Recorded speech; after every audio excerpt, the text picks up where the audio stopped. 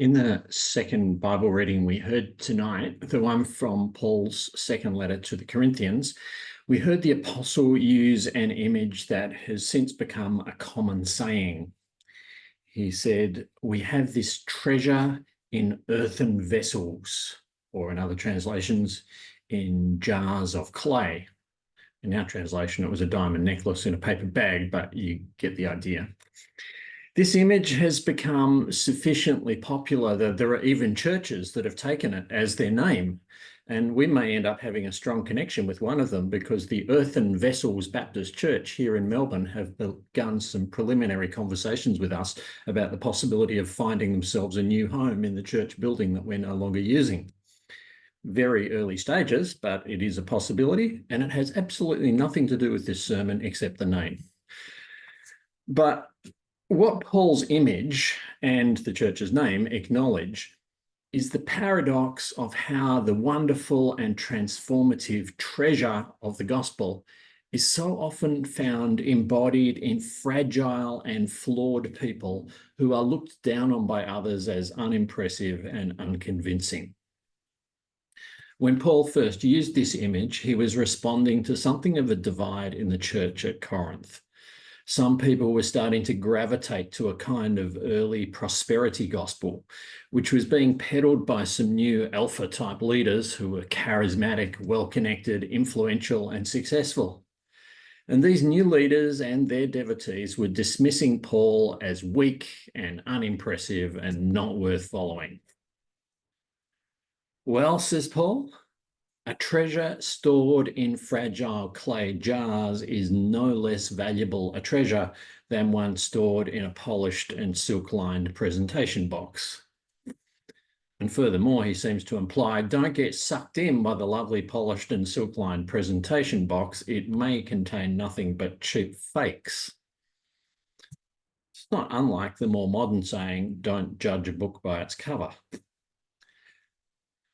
This relates closely to a theme that Paul returns to numerous times. In his previous letter to the Corinthians, for example, he begins with the paradox of foolishness and wisdom, arguing that the foolishness of God is often that the wisdom of God is often dismissed as foolishness by those who are seen as clever and influential by the majority of people in our world. The foolishness-wisdom paradox focuses more on the content of the message and how it's received, but this image of the clay jars goes more specifically to the impressions of the messenger. And this has always been the trump card of those who promote a prosperity gospel or something similar. Their argument is that God wants you to be flourishing in every area of your life, which is true, but they then push it further so that flourishing equates to being healthy, wealthy, beautiful, popular, influential, and successful. And the messenger had better measure up if they want to be taken seriously. But then those attributes morph to become indistinguishable from the way they are seen and understood in modern celebrity culture. So Paul stands his ground on this. He doesn't try to argue against their portrayal of him to make himself look more impressive. Yes, he says, my health is a fragile mess. I have flaws that are as frustrating as a thorn in the flesh. I have only a meager income from a simple manual trade. I'm unpopular enough to have been repeatedly beaten up and run out of town, and I'll probably die in jail if I'm not executed first. No modern success story here. But, says Paul, the power and wisdom of God have already come to us in a person who had nowhere to lay his head and who ended up as the victim of a gruesome public execution on a cross. No modern success story there either. But behold the power and the wisdom of God. Now, we may have heard this message 1,000 times, but it struggles to get traction in our hearts and minds when the popular messages of beauty and success are constantly fed to us with well-resourced advertising and social media campaigns. I can't count how many times I've heard one or another of you here in this congregation despairing over how much of a failure you are or how useless you must be to God. And if I'm honest, I probably can't count the number of times I've heard the same sorts of things in my own self-talk inside my head too. We all fall for it. And yet, when I look back over my life and ministry, I can see that as often as not, it has been my flaws and failings that God was able to use to reach other people with a life-changing touch of grace. To give a well-known example, while I'm very lucky to have a wonderful marriage now, I reckon that more people have found a path to grace and hope upon finding out that I had a disastrous failed marriage before this one. As much as we obsess over the airbrushed, picture-perfect lives of carefully curated celebrities, it's actually the survival and the faltering progress of the more obviously scarred and damaged that inspires hope that maybe we too can make something worthwhile out of the shattered bits and pieces of our lives. It's the cracked earthen vessels that enable the true treasure to be seen and appreciated. Perhaps even more importantly, it is the cracked earthen vessels that enable us to appreciate where that treasure comes from. Their flaws and fragility make it obvious that they haven't made it on their own natural advantages. They have been carried through safely by the grace of God when the odds seem to be stacked against them. The treasure they carry is the goodness and grace of God and the healing and life-giving power of God's Spirit. When people present with an oh so polished and glamorous appearance, it can easily leave us, at least initially, wondering whether there's much substance underneath, or whether they've just been handed all manner of privileges just on the strength of their beautiful exterior. I was thinking about this last night when Margie and I went out to see a concert by a moderately famous and very cool singer from overseas, because later in the concert, he did a couple of songs that sang the praises of his wife and how deeply he loved and appreciated her. And then he invited her out on stage to join him for a couple of songs. Now, at that moment, if a woman who looked like a Barbie doll had walked out on the stage, I reckon a few of us would have wondered whether she was really half as special as he said, or whether he was just another easily distracted man who couldn't tell the difference between glamorous, sexy looks and genuine substance. As it was easier to believe that she was the treasure he said she was, because the woman who walked out was a very ordinary person, an ordinary appearance person. She didn't walk straight off the cover of a magazine, which tells you that we did not go to see Mick Jagger last night, somebody else. She was clearly not a cheap fake in a shiny polished box, and her credibility and the credibility of their relationship benefited from the fact that they both appeared to be ordinary people, just like us. For those of you, though, who are ridiculously beautiful, and I realize that that's quite a few of you, but so sorry, I'm not putting you down. I'm not saying that your gorgeousness proves that you have no substance. I'm just saying that it might take people a bit longer to see past your good looks to appreciate the quality of the treasure inside.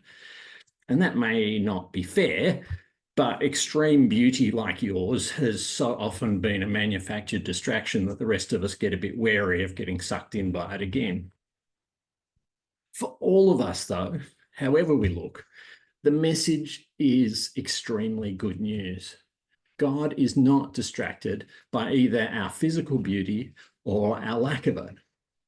And whatever we look like on the outside, polished display boxes or cracked earthen vessels, God also does not demand that we measure up to some barely attainable standard of inner beauty and perfection. For the treasure that the Apostle Paul is talking about is not our own inequalities, even if they've been polished up by thousands of dollars worth of good psychotherapy. The treasure is God's love and mercy and transforming power at work inside us. Every part of us, both inner and outer, is part of the fragile earthen vessels that Paul is talking about. And the treasure is God's gift to us. Scan the faces of the congregation gathered here this evening, or at least the slightly less than half of you have got your cameras turned on. If you've been here for any length of time, you probably know quite a bit about the flaws and fragilities of many of the people you see. There come a few more cameras reappearing. You probably know quite a bit about some of the flaws and fragilities of many of the people you see. There are no perfect people here, except possibly you, but the rest of us know. But you've probably also seen God working in and sometimes through those same people. And as often as not, what God was doing in or through them was making greater use of their flaws and fragilities than of their most developed strengths. Have you noticed that? Well, that's not just about them, it's about you too. Whatever it is that is most frustrating you about yourself, and about where life is at for you, don't believe for a moment that it renders you useless to God or beyond the reach of God's love and care. God is there with you, even in that, perhaps even especially in that. That doesn't mean that your scars and hurts and troubles are good things. If we read 2 Corinthians as a whole, we'd see that the Apostle Paul makes it perfectly clear that he frequently feels overwhelmed and close to defeated by the things he's struggling with, and he frequently cries out to God to be set free of these things. But nevertheless, he recognizes that his flaws and struggles do not in any way limit the good that God can do in him and through him. And he's urging you to recognize that the same is just as true for you. Sometimes following Jesus and living for God's love will in itself bring us additional troubles or just result in people looking down on us and seeing us as irrelevant losers. If you start really standing with Jesus to love and defend those who society is choosing to despise and reject, then you may face some real hostility and aggression. And your persecutors might even not know or care whether it has anything to do with Jesus. But again, none of that will cut you off from God or make it harder for God to work in you and through you. As we sang in our psalm tonight, how rich are the depths of God, whose ways we do not know. The God who sees us and knows us intimately, the God we cannot hide from. How rich are the depths of God, whose ways we do not know. Whether you are a cracked clay pot or one who is dismissed by the world as nothing but a crackpot, God is offering you the rich treasure of transformative love and grace. You don't have to measure up first. You just have to open yourself and say yes.